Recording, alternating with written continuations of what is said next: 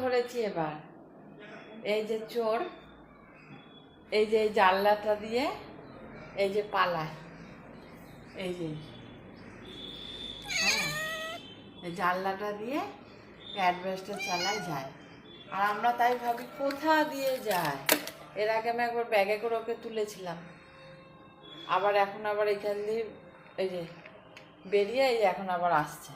দেখো আমার রান্নার জায়গায় কি অবস্থা করছে। তুই কি, এই যে আবার গেল,